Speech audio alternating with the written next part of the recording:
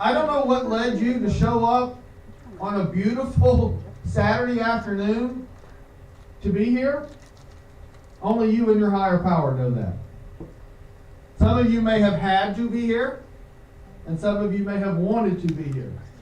But either way, you're here. You're the leadership.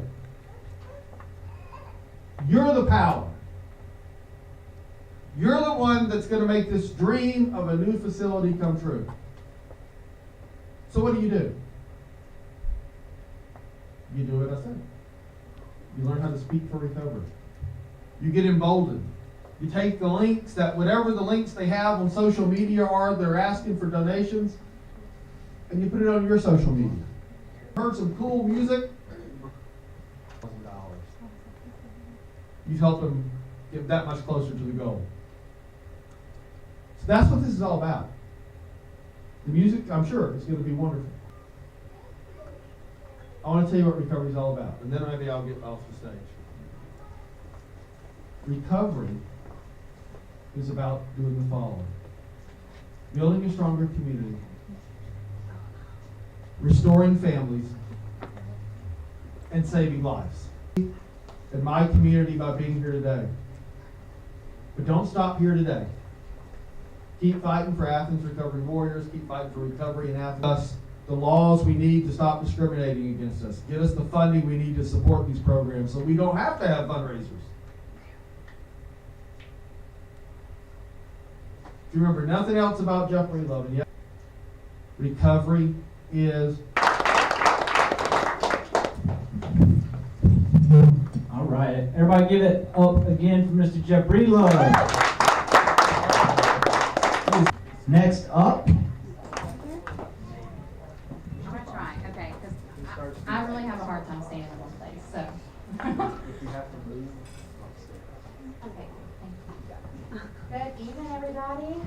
My name's Haley Sherlock, and I'm a woman in long-term recovery. And what that means to me is that it has been over 4 years since I had the need to escape my reality using any mood or mind-altering substances. What that also means is that today, because of my recovery, I get to show up in my family and be caring, and be dependable. I also get to be a supportive wife, and I get to show up and support awesome organizations like Athens Recovery Warriors, young boys. But that's not the case today. I know that it's because of my own lived experience I'm able to bring value to my community, and through that value I'm going to share a little bit about my experience. A little bit before that though. Ever since a young child, I struggled with body image issues. And I'm almost 100%, well, esteem and the body dysmorphia, and the binge eating. It spiraled into my active addiction. I get the spiritual part back together, the physical aspect of it. It would always send me right back out the door. I could not stand the woman that I was seeing when I looked in the mirror. And I did not know, and I could not afford to see. I met Jeff a little over, I guess, a year ago. Pretty sure it was through networking experience and maybe at work. We both worked in a mutual place, and I heard about what he was doing, and I just messaged him. And I was like, hey, I heard that you do this, and you know, I've always tried, and I want to keep sustaining it, and I think that in order to do that, I need your help. And he showed up, y'all. He didn't just show up, though, he showed out. And I don't know if y'all have ever had the opportunity to make it to the 6 a.m. weightlifting group on Tuesday mornings. And I'm going to try to say this without crying, but I did not think that I was capable of getting up and showing up in this way. And when I didn't want to, it was okay. You know, since then, I gained another sense of community. And I don't know if y'all know this, or if Jeff may have mentioned already, but the opposite of addiction is connection. that's right. And we find that connection through many, many avenues, right? Because recovery supports are available all around to us if we're as privileged, right? And I found a sense of community and connection with Athens Recovery Warriors. I gained a whole nother level of my recovery. And you know, it hasn't been like the easiest journey for me because I, on my own thoughts, But, I have a routine today. I have this awesome app that I get workouts uploaded. How was your workout this week? And sometimes I'm like, he's done looked and seen that I haven't been. But instead of saying, hey, why haven't you been to the gym this week? He's saying, hey, what's going on? And compassion and understanding when I'm like, hey, it's not like, oh, well, you better give up, Haley. It's like, all right, well, support has just really inspired about being healthy and being whole. Because I was literally a bag of bones, double cheeseburgers. But that's okay. I don't know where I was going with that because I thought that was kind of funny, but to encourage other people, and I don't know if I mentioned this, I'm bored with these workout stuff. Can you give me something different? I want more cardio. I want more of this. It's all for free, y'all. These support services are being provided to this community absolutely free. The reason for so long that I was not able to seek, or it's going to be $50 for one session in early recovery, or even today, that's not attainable. And I know there's so many other pathways, y'all. There's so many other pathways out there for wellness and recovery than just what is out there to the open eye. And I think that Athens Recovery Warriors is doing something else. They're taking a stance and they're saying, look here, fitness, it is vital. Art, it is vital. Therapy, music therapy, it is vital. Those are all expressions of the heart. And we get stronger together, y'all. There's my girl. We get stronger together. And that's what I've done since being with Athens Recovery Warriors. I have really been able to find a bit of love for myself. And it's only because through all my imperfections, through all my instabilities, and through all of the mistakes that I've made this last year, my community is still standing behind me. Athens Recovery Warriors is still standing behind me. They have not given up.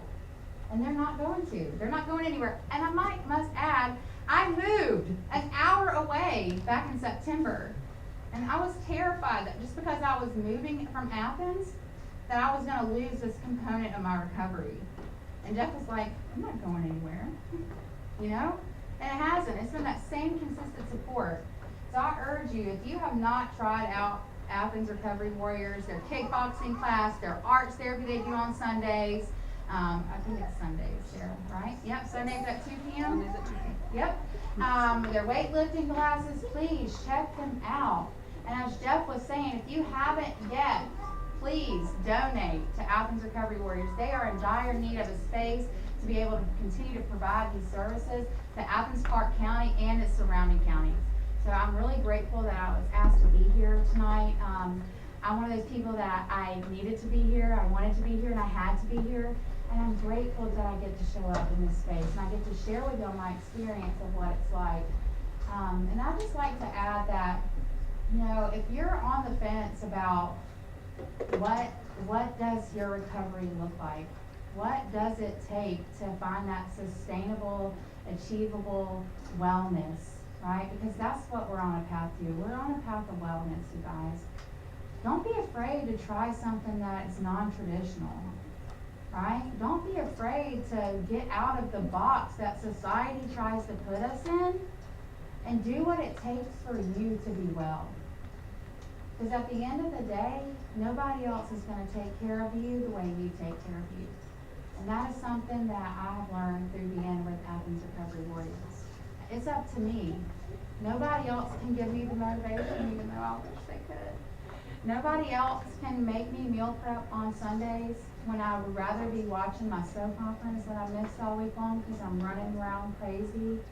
Nobody else can make me go to the gym after I just worked a 10-hour day, I am the only one that's going to take care of me. And I'm really grateful today that on most days, I have the willingness to do that. And on the days that I'm not, I'm able to show myself compassion and love. So thank you all for allowing me to even share that with you.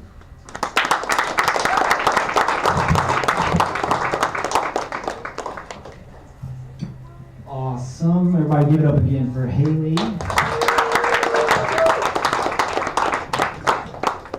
Y'all, so Haley, yeah, she's out there crushing it.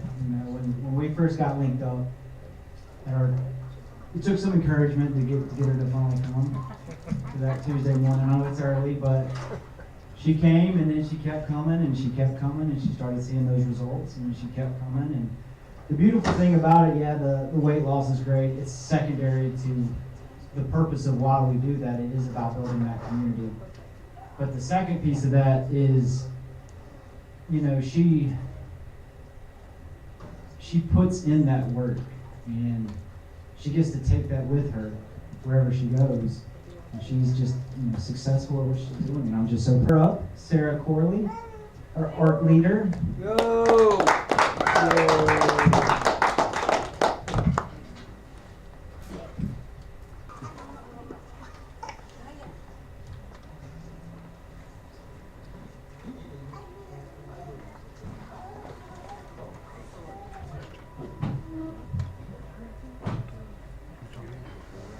Thank you guys for being here tonight. I think this means a lot.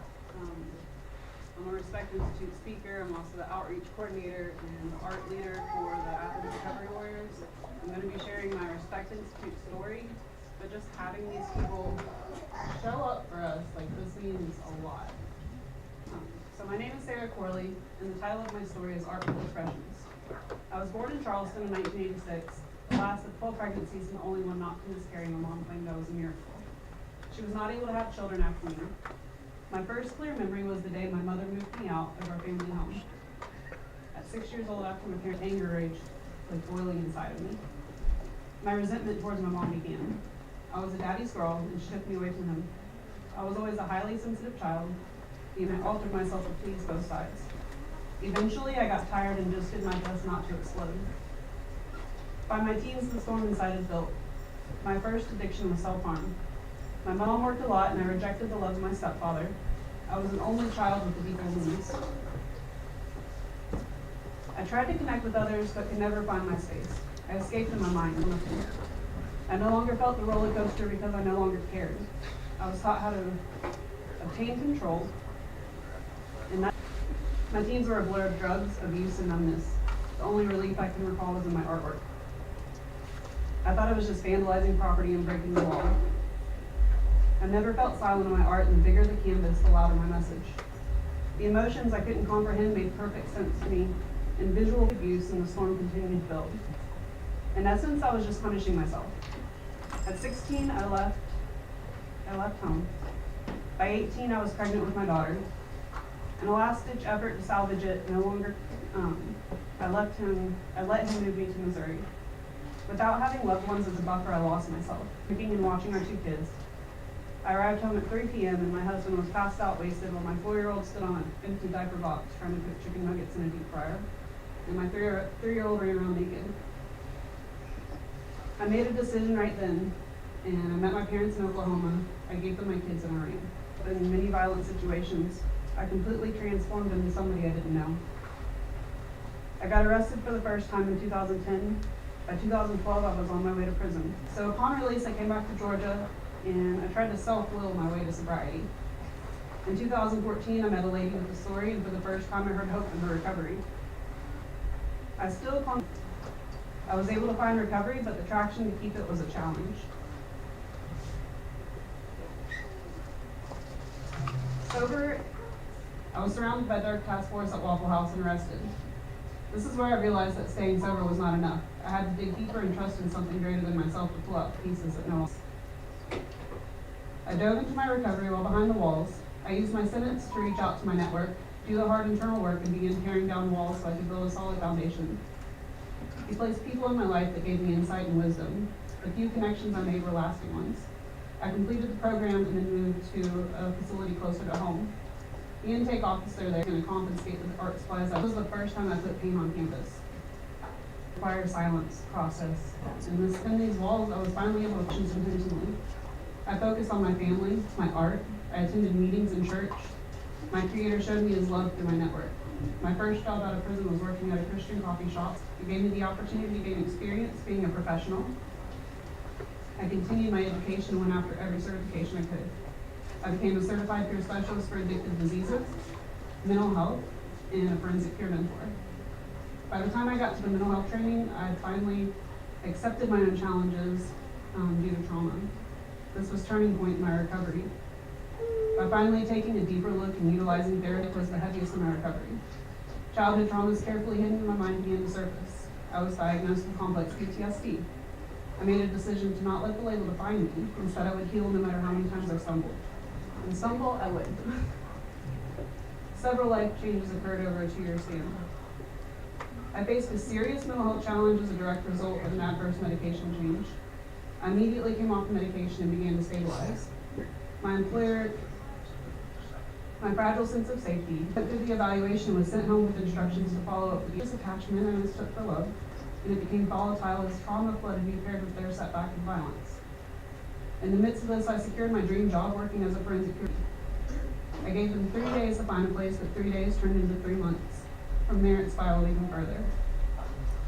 I saw my growth. I was struggling to remember what safe felt like, so for once in my life, instead of running away, I leaned in. This wouldn't be the end of the cycle. I left, they went to jail, they went to a program. I was trying to fix things outside of myself. Having her was like having my own inner child in front of me, self-harm and all. Having this, home felt unsafe, community felt unsafe. I once again allowed myself love that I was completely incapable of receiving. I felt dirty and like a fraud. The last day came and I left. I made a decision and I left. I had no intention of surviving. Night in jail after being rushed to the hospital, and I told my network, and I got admitted. We had moved twice in a month before we finally settled into what became a safe place, and it was there that I really began to heal. I healed through art, I healed through movement, I healed through yoga, I healed through fitness. I leaned into my spirituality as I got to the core of who I actually was and intentionally focused on unlearning everything so I could start that I trust to keep me grounded so I don't vanish within myself at once. And I finally found the balance between escaping my reality to expressing it. Poems tied to each original artwork, and I'd share it with others. I needed to create the space that I craved. So I did. A chronic self-harmer in all forms, I finally learned how to love myself. I'm now the outreach coordinator for the creative services to the community. I'm a certified therapeutic art life coach and an art therapist. I own my own business with a mission to bring healing and beauty and pain and promote healing through the arts with trauma-informed holistic approach. I continue to dig deep, and in working with others, it allows me to see areas in my lives. Art and fitness are my pathways to recover, allow others to shed their shame and find peace. I'm sorry. It'll allow me to support not only those. My greatest goal is to allow accepting that it's okay to be perfectly imperfect. Has been the most healing, and find your own pathway and love yourself. There's no cookie cutter fix. Each interface with people in my life who accepted and loved me exactly where I was, that my mind could finally shut off the fight or flight instinct and feel safe. Creating a safe space for those in need can only amplify. Give it up for Sarah again, everybody. Such a powerful story.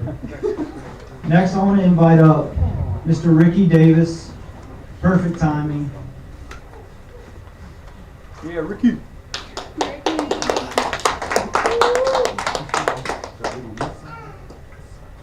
Because you know, every day to wake up clean and sober and on this side of the grass, let me tell you. Anybody in the room brush their teeth this morning? Yes, sir. Great day to be clean and sober, y'all. I'm the founder of UE Entertainment Recovery News, Recovery Warrior. But I'm here for a special reason tonight, today.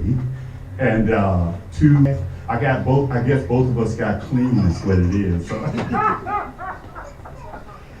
And man, let me tell you, she messaging each other for the last, 3 years now. And let me tell you, I've never got off the phone with Sarah and didn't feel better about my recovery.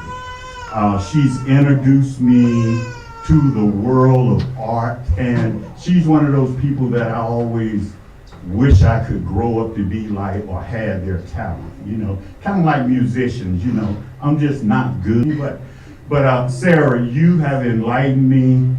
You have given so much back to my recovery. I love you as a person in long-term recovery. I love you as a person. So let me get to it. UE Entertainment honors Sarah Corley, Artist of the Year 2024 Recovery.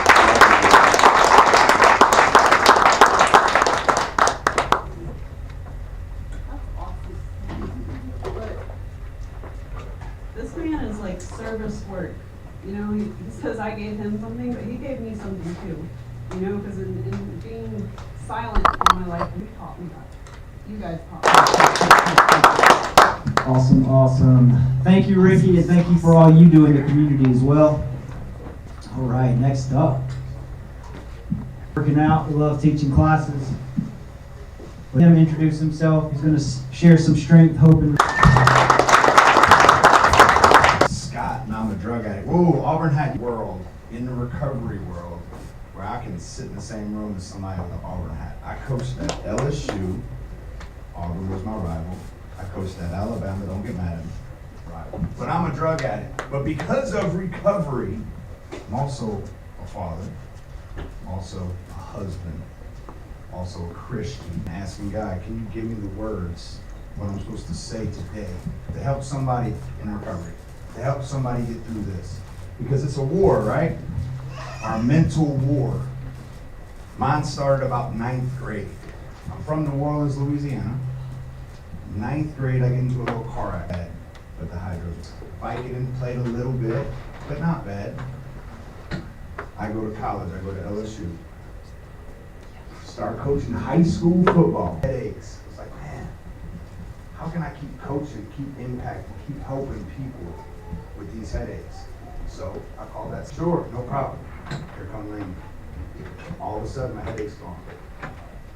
I can help you. Then I got into saving it. This was 2000. Yeah, it's 2024, so I've been in the SEC for a long time. I coach at LSU. They'll give me whatever I want. So now, I'm knocking on the door to that doc, hey, help me out. I ran out, started feeling funny, like I needed more. Then all of a sudden, I'm starting to be with my wife. I got 3 kids, but those headaches started coming from yelling, because I used to scream a lot. I was a screamer, because I was a strength coach. Oxycodone mixed with morphine. I could go all day. Never have a headache, never get tired. It was great. Then all of a sudden, I'd run out. Uh-oh, what do you do then? Go find another doc. And so then you go to the street. That would get me through when the old panel would run out. So I'm sick of it. I'm at Alabama 13 years. But had one stop. I gotta stop taking these drugs, right? I'll be clean from it. So I call up Kirby and I say, hey man, I heard you got a special team job. So I left the strength world. I can't. So we get here, COVID hits. It's 2020. COVID hits. Kirby sends me back to Tuscaloosa and says, hey, I'm Catholic.